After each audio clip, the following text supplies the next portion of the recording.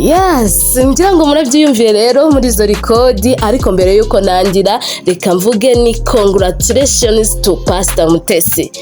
Ubukwe bwa Pastor Mutesi burashize buratashye, nubwo hari benshi batabyifuzaga bitewe n'ibyagiye bitambuka byose, bukaba rero bwatashye tariki 30 z'ukwezi kwa mbere muri uyu mwaka turimo wa 2025. Ibi ngibi rero ntago ari amakuru y'ibihuha, cyane yuko ibi byatangiye gusakara ku mbuga nkoranyambaga, ariko na Pastor Mutesi ubwe amafoto y'ubukwe bwe yo mu murenge byose nawe yabisize ku ma status yiwe ndetse no kuri zindi platform ziwe akoresha. Rero reka tumubwire tuti congratulations. Hagati aho rero inkuru mbazaniye kuri iyi nkuru ya Pastor Mutesi cyangwa se y'ubukwe bwa Pastor Mutesi nuko hari undi mugore waje w'inkokobotsi, bavuga inkokobotsi cyane ni inkokobotsi muranyihangana nakaba kanyuzemo. Rero uwo mugore akaba yitwa Sandrine, aho yaje avuga ati rwose Pastor Mutesi ntazigera yishima mu rugo rwe bitewe nuko ashatse umugabo utagira urukundo. Uyu Pastor Mutesi rero akaba yashatse umugabo witwa Ferdinand, akaba ari umugabo bavuga yuko wari usanzwe ufite n'undi mudamu yataye umugore we mukuru, ariko noneho uyu Sandrine akaza avuga ati Ferdinand yari umugabo wanjye twabanaga n'ikimenyimenyi tumaranye imyaka 2 tubana. Ati rero Pastor Mutesi ntago uzi icyo wizaniye. Ati Ferdinand akunda amafaranga, impamvu atigeze anshaka kandi tumaranye imyaka 2 tudetingana ambwira yuko tuzabana akaramata, nuko nanjye nabiceri mfite, iyo nza kuba afite amafaranga Ferdinand twari kuzabana. Arakomeza ati rwose Ferdinand nawe naho ugiye, ati Pastor Mutesi atera umwaku. Ibyo rero ni ibiri imihanda, ntago ari bivuze mw'abanyarwanda mwe nkunda kusanga bahereza inkuru ziri imihanda mwarangiza mukanshishibukana. Ati uriya rwose anikagira amagambo, kandi ndi kubabwira ibintu biri imihanda, ibintu bigezweho. Ati se kubera icyo atera umwaku, byinshi byagiye bivugwa. Murabizi yuko Pastor Mutesi mu mwaka ushize yari afite ubukwe n'uwitwa Rusagara, ariko Rusagara yaje kuba yapfa bitunguranye, aho benshi bahise batangaza bati uriya mudamu ni umuteramwaku. Ibintu byateye depression ikomeye cyane witwa Pastor Mutesi, aho abenshi batangiye guba batera amakomenti bati ntago yakabaye ahita ashaka. Nibaza se umuntu nimba ariyo mahitamo ye, ubundi kuki abantu muba mushaka kuba mwajajinga umuntu? Kuki mwebwe mutari single se? Kuki mwe mutari single? Rero ugasanga ni ibintu byinshi biba bigenda bivugwa, ariko nawe ushyize mu gaciro ntago ari ngombwa yuko uyu Pastor Mutesi bakomeza kumwiha.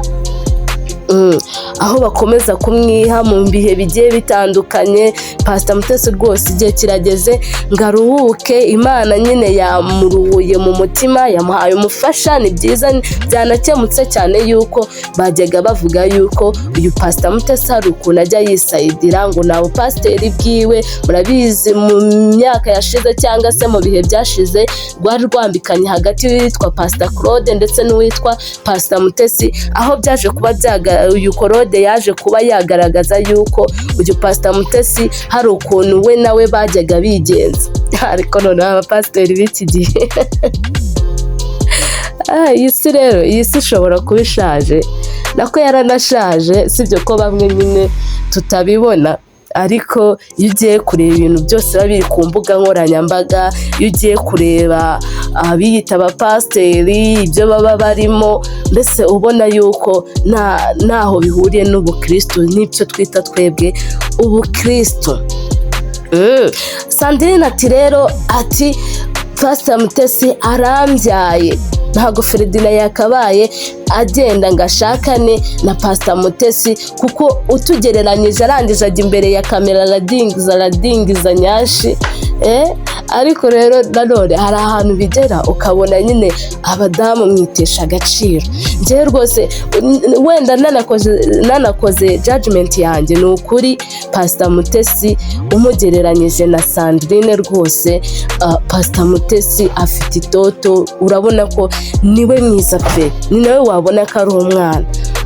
Rero nkaba nabwira uwitwa Sandrine ngo natuze, nashyire agapira hasi, kuko nyine nta nubwo ari we nyine watoranijwe. Njye birambifata nko kujya kwitesha agaciro ku karubanda, ko hari n'abatangiye kuza bavuga bati bagihura bwa mbere uriya Sandrine ni indaya, n'ubundi bahise baryamana, uriya Ferdina yaguriye Sandrine frati, ariko Sandrine nawe akajya hari akavuga ati njyewe Ferdina ngurira frati TV televiziyo, ati televiziyo ni iyanjye ntazi naho nayikuye, ahubwo ninjye wari utunze Ferdina.